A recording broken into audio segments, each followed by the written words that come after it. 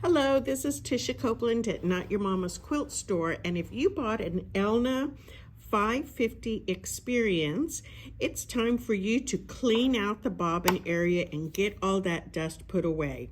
So the first thing you're going to do is take off the extension table on here, and you do that just by sliding it out.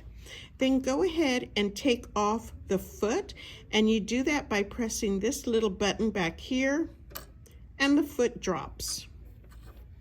We're also going to take out the needle because we don't want that to stab us while we're working. That wouldn't be good. And you can take it off using the little pliers or the little wrench that came in with your sewing machine. Looks just like this, okay? Those came with your accessories. So we're just going to take the needle out and set it aside. Next thing we're going to do is loosen right here 2 screws. You have one right here and one right here. I've already taken them halfway out. And again, you would use your little tool that comes with it to take those out. So I'm going to take it out just like that. Take this one out just like that. And now I can pick this part up and take it away. Next thing we're going to do, if you haven't already taken out the bobbin, go ahead and take the bobbin out. So you can see you have your feed dogs exposed right there. You're going to get the little brush that came with your accessories, just like this, and you're going to take out any dust that you see, lint or otherwise, right there, and go ahead and clean it all up. Now, the thing that's important to remember is not to use canned air, and don't blow in this area either, because you don't want to blow that lint and dust into the motor area. That's not a good thing to do to your sewing machine. So you're just going to take it and dust all around. Now, if you have a little vacuum cleaner, you can use that to get the dust out, but don't use anything that blows in air. The next thing we're going to take out is what's called a hook race. The hook race is this part right here, and this snaps right out. It's not hard to put back together. There is a little tiny red dot on it right here that is going to match up to the little arrow that is right here, okay? So when you go to take it out, you just put your finger in it and pop it out just like that, okay? So let me show you that again. You don't have to be afraid of it.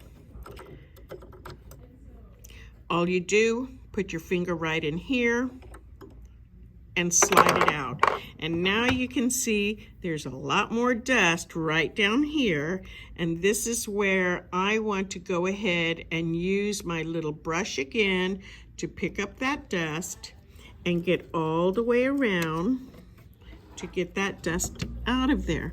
Now you want to do this about every 8 hours, or when you change your sewing machine, or whenever you're done sewing for the day. I'm a little bit crazy about cleaning my sewing machine, so I'm doing it all the time, and it just makes your machine behave so much better when you do that. You see anything that's stuck in there, go ahead and reach in there and get it out. Now it's time to put it back together. It looks so nice and clean. I've taken this out and cleaned it here, cleaned it all around in there. This is called a hook race, and so I've taken all of that out. Now again, remember you have this little tiny red dot. It looks like a little red arrow right there, and that is going to match up to the little tiny arrow right here that's engraved into the metal. And those two are going to match up. The other thing that you can use are these little machine cleaners, little tiny, they're like miniature Q-tips. You can go all the way around any hard to reach areas. And I like to go underneath also and kind of just feel under there. You don't have to poke it really hard, but get anything else that might be floating around in there. Now I'm going to match up the little red dot with the arrow that's right there, just by sliding this back in here. It goes right underneath there, and I'm gonna have to just move it just a little bit, and you see it just seats right in there. Very easy, not hard to do at all. Now I'm going to take this, put this right back on here, put my screws back in, my needle, and my foot, and I will have it all ready to go again. That's how you clean out your eXperience 550.